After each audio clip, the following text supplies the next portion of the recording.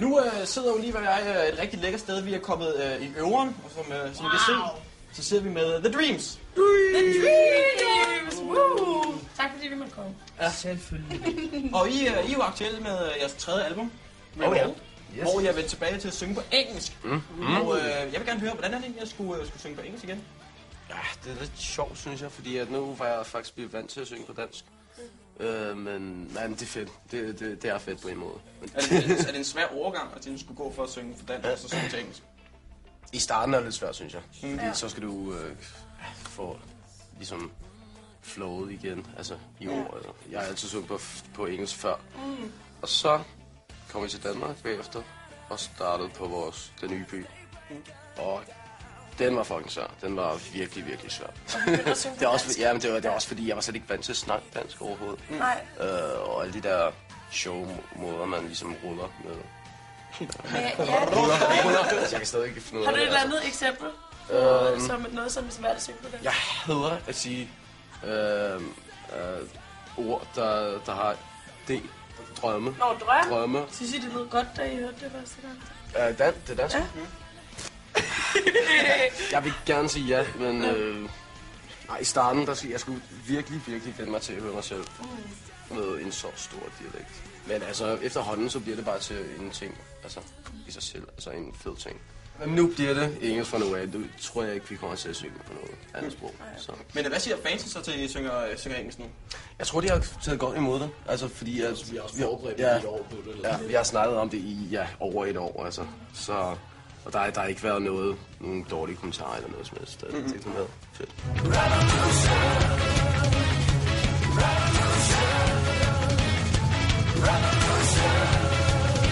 Dreng, på jeres seneste single, Revolt, der synger I om, at we need to start a revolution.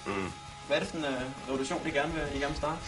Jeg synes, der er sindssygt lang tid siden, vi har haft en virkelig musikrevolution. Ligesom Nirvana, for eksempel i starten af 90'erne, hvor det virkelig blev til noget stort. Ikke også? Jeg synes, der er lidt for lang tid siden, at vi har fået sådan en rigtig band, der er stået frem og ligesom dysh. Ja, det bruger vi meget i det her band, dysh. Det er Heine, der er kommet med det. Men jeg synes, det er lang tid siden, at der er sket noget stort. Altså en stor revolution, hvor alle sammen bare følger med og bare siger, hold da kæft, man, let's go, man.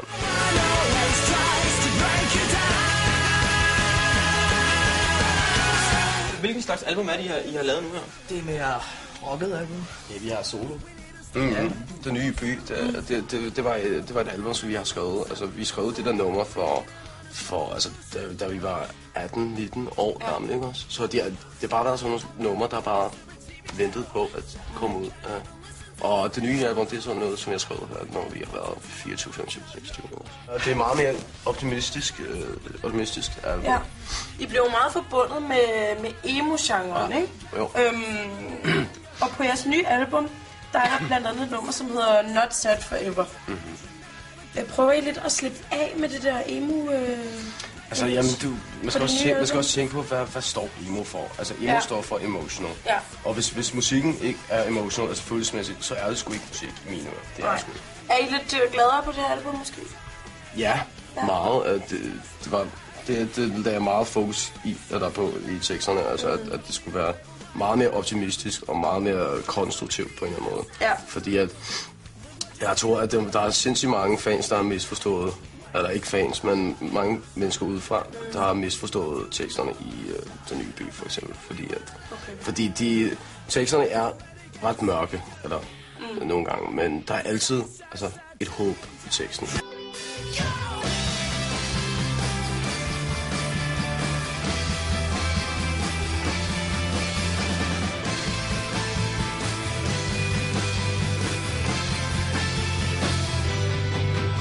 Vi skal opvarme for Tokyo Hotel her den 1. marts. Ja. Kan I mærke, at det har givet jer noget ekstra opmærksomhed fra udenlandske fans? Ja, det er faktisk. Altså, på internettet er flere, der skriver helt med i. Ja. Og det ser de kun, fordi vi skal varme for dem og sådan noget. Så det virker meget spændende. Og nogle af dem kan lide det, der er lavet på MySpace og lytte til det og sådan noget. Ja. Så det er sgu cool. Hvad synes I selv om Tokyo Hotel? Jeg har sindssygt meget. Jeg har faktisk et album med Tokyo Hotel, det nyeste album. Jeg har sindssygt meget respekt for det band. De har haft rigtig meget modgang og sådan noget. Og de spiller stadigvæk, og det lyder som om, de mener det, som de synger om. Ja. Og hvis de gør det, så kan man bare kun have respekt for det. Er der sådan lidt en krig mellem Tokyo Hotel-fans og det Ja, det er det. Nogle få. Er det? Ja. Altså, der er i hvert fald nogen, der prøver på, at det skal være sådan. Hvad siger de så til det nu, at de skal opvarme for Tokyo Hotel? Er de så stiktossede på det? Nej. Altså ikke vores fans. Nej. Nej, de andre. De andre? Er de andre sure? Ja, det tror jeg. Der er rigtig mange, der ikke tror, eller der ikke synes, man kan lide 2 bands på en gang. En gang også. Men det kan man altså godt. Det kan man godt. Det er ikke det, sætter vi til folk med.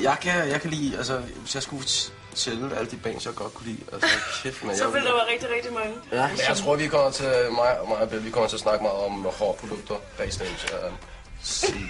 Finde ud af, hvor vi sætter. Ja, det kan da godt være, ikke samle dit hår. Ja. Men jeg tror, at hans hår, det er meget, eller det er meget. Det tager meget lang tid at sætte det hår. Ja. Det gør det ikke med dit. Jo, men ikke så lang tid, det tror jeg ikke på, altså fordi han har sindssygt meget hår. Altså.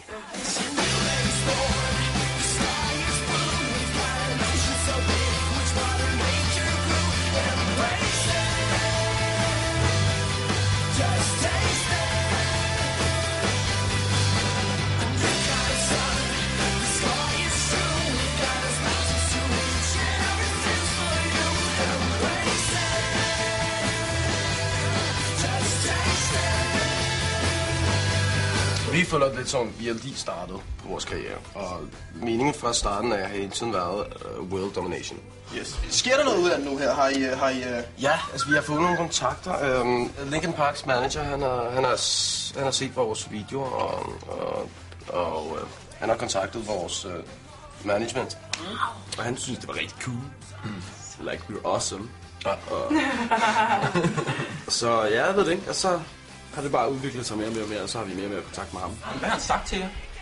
Altså lige nu så arbejder vi på, hvad det er, vi skal gøre sammen, hvad det bliver til. Han sagde en ting, det var, at han følte, at han var den rigtige til at kunne hjælpe os med et worldwide act. Ja. Det er meget cool. Ja, det kan vi godt lide sådan Det noget. vil han gerne hjælpe jer med. Ja. Er I fan af Linkin Park? Oh, fuck. I won't waste myself on you.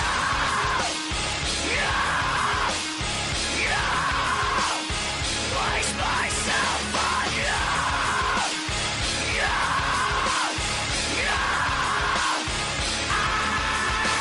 I har lovet sådan en ting, fordi vi skal ikke komme tomhændet tilbage. I har lovet os en lille præmie, vi kan give til fans derude. Har I husket den? Hvad gør vi så? Det er lidt nederen. Tja, så tag den her. Det tror jeg Hvorfor stemmer du glad for, hva'? Ja, men det er altså dejligt. Er det din guitar, vi stjæler nu? Det er noget. Det er en hagestrøm. Så kunne det være, der skulle nogle autografer på med.